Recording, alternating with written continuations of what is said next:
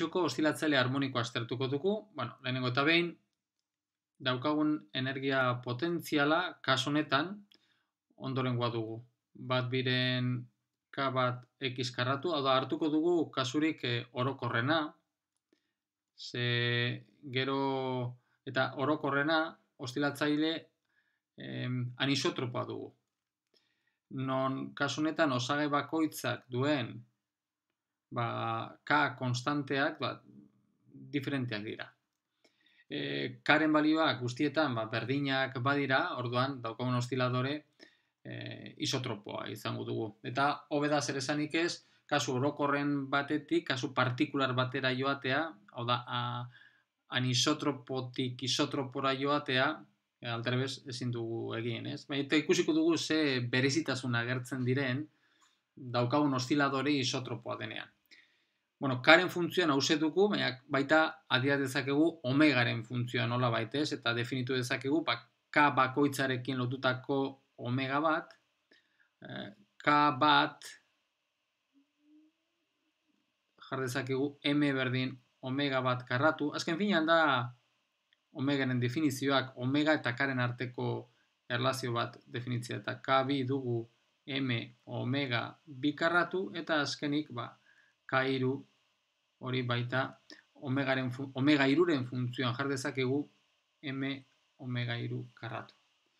Bueno, orduan Karen funtzioan omegaren funtzioan adierazita hau izango litzateke energia potentzialen adierazpena ostilatzaile harmonikaren kasuan. Eta kasu honetan ere ikusten duzuenez banangarria dugu. Eta banangarria badugu irudimentsioko denbora independentea den Rodinen ekuazioa, Hamiltonera autofuntzioak ateratzeko, bihurtzen zaizkigu dimentsio bakarreko 3 ekuazioetan. Beraz, gure helburua da azken finean, ateratzea dimentsio osagai bakoitzari dagokion dimentsio bakarreko Hamiltonaren autofuntzioen funtzioan jartzea, bai?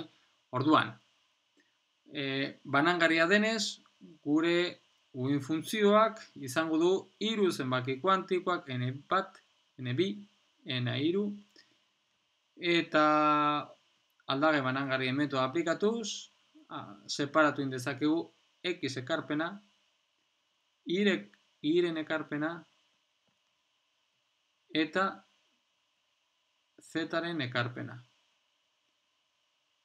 Eta bakoitzak betetzen duen ekuazioa ondorengoa dugu. Minus H barra karratu zati bi M. Hori da X-ek betetzen duen ekuazioa. Gehi, bat biren, adibidez jar dezagun omegaren funtzioan, M omega bat karratu, X karratu, X, N bat. Eta berdin, hau da, X ateratzeko aztertu behar dugun ekuazioa. Zer esanik ez, hau ez dugu aztertu behar. Badakigu zeintzu diren emetik ateratzen diren adierazpenak, ez? Emetik ateratzen diren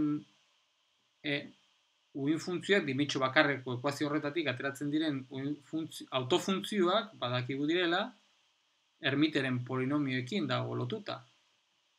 Horatzen baduzue da, N baten ordeneko Hermiteren polinomioa, baina aldagaia genuen, R M omega bat, zati H barra, X, ze definitzen genuen U aldagai horren funtzioan jartzen genuen, U aldagaia hause dugu, eta gero esponentziala, beti esponentziala, eber minus M omega bat, zati bi H barra, X karratu, gaussiarrak.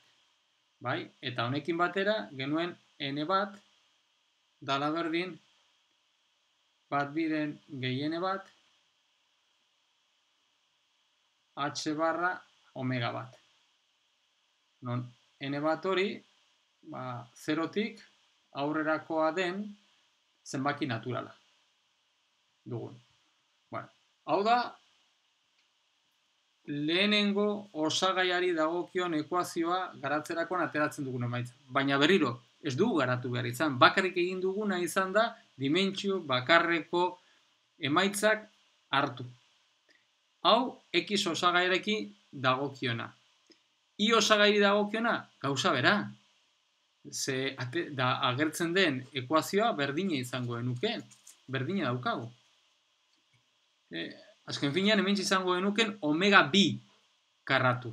Beraz, gauza bera, baina omega bi horrekin. Hau da, daukagunaz zera izango litzateke I NB, iren funtzioan, berriro NB ordeneko ermiteren polinomioak, aldagaia dugu M omega bi zati H barra, bideri, esponentziala E ber minus M omega bi zati H barra ikarratu, gauziarrak, eta gero, energiak NB da bat biren, gehi NB H barra omega bi. Berriro, NB 0, bat, edo handiagoa den zenbaki naturala izan daiteke. Eta azkenik daukagu zetarekin lotutako ekarpena. Ermiteren polinomioak N3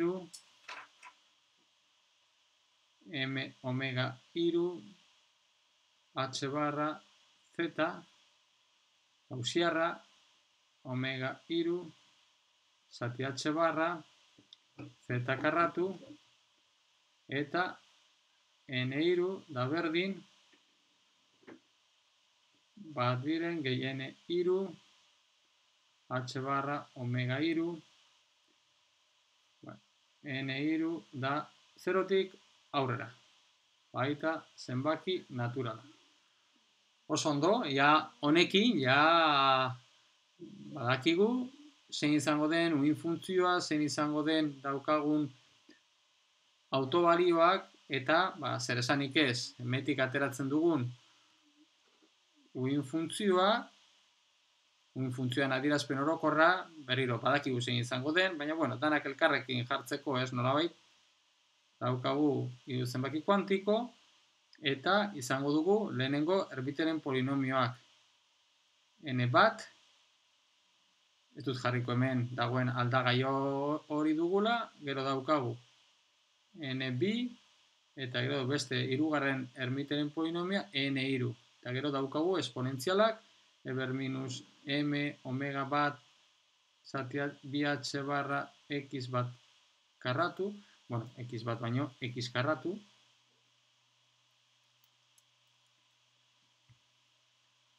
E ber minus M omega bi karratu ez, E ber minus M omega bi zati, horreintxe konturatu naz, hemen goian dugun bezala, biko horiek ahaztu ditu dala, bai? Ordan biko horiek kontutan hartu behar ditugu, bi H barra ikarratu, eta azkeni daukagu E ber minus M omega 3. Zati bi H barra Z karratu. Beraz, ermiten polinomioak, hau X-en funtzioan, Y-en funtzioan, Z-en funtzioan, eta gero esponentzialak. Eta azkenik, zer esanik ez, energia osoa, egoera honi dagokion energia osoa, baita, egoera zehazteko, hiru zenbaki kuantiko ditugu, eta hauek izango ditugu, hiru hauen batura, ez? Lehenengo eta behin daukagu, H barra omega bat zati bi, gehi H barra omega bi zati bi, zenbaki konstante bat, H barra omega 3 zati bi, gehi, gero agertzen da, N bat, H barra omega bat, gehi N bi, H barra omega bi, gehi N3, H barra omega 3.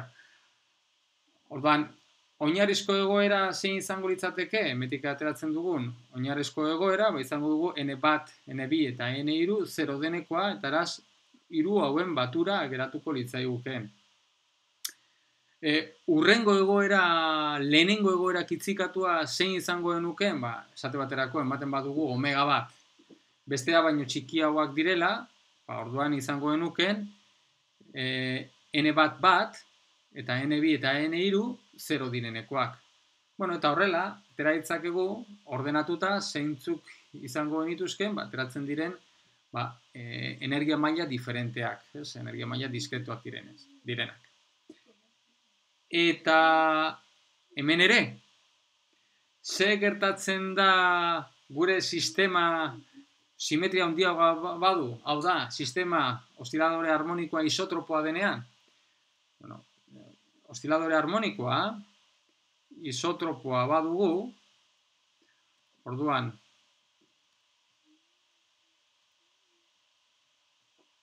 isotropoa denean, zer esanik ez, orduan kasu horretan, daukagu, omega bat, omega bi, eta omega 3 berdinak direla, eta omega izena emango diegu. Orduan kasuetan geratzen zaiguna adierazpena askoz errazagoa dugu. Adibidez, energia, ze sistema gendakatuak dauden edo ez, N1, N2, N3, energia ondorengoa geratzen zaigu. Alde batetik, omega guztiak berdinak dira. Orduan geratzen zaiguna da 3 biren, gehi N1, gehi N2, gehi N3, bider H barra omega. Izatez, hau jar dezakegu guzti honen berdina. 3 zenbaki naturalen batura baita zenbaki naturala denez, 3 biren gehiene, bider H omegaren berdina dugula. Ordan, era honetan atera ditzen ditugu zeintzuk diren energia mailak. Non hementxe agertzen den n-ren balioa, da zenbaki naturala, eta zerotik aurrera, infinitoraino.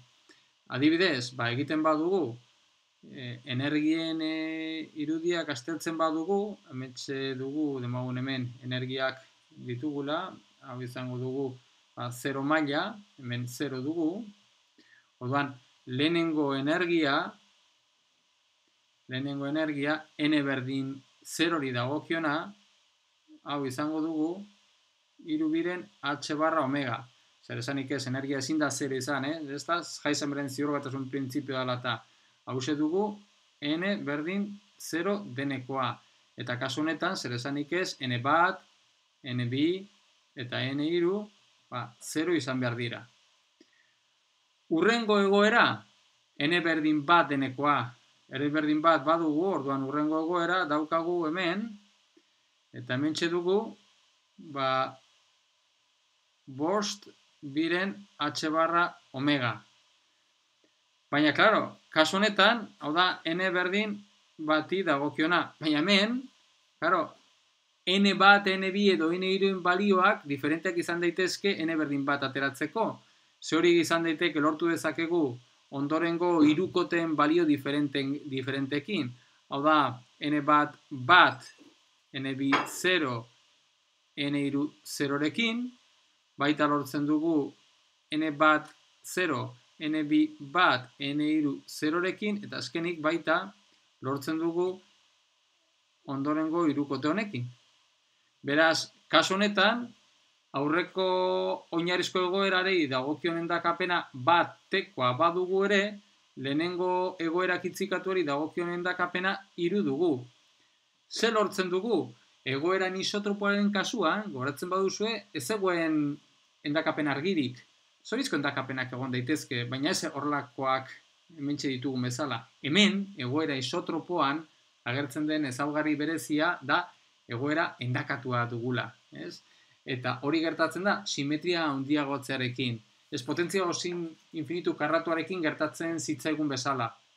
Kuboa genuenean, simetrikoa genuen, nobabide guztietan genuenean, orduan geratzen zitzaigun uin funtzioa, geratzen zitzaigun egoerak endakatuak zeuden. Eta ez bakarrik hori, hemen ditugu 3 egoera hauek. Beraz, endakapena dela eta, orduan, 3 egoera hauen, hemen goian definitu ditugun,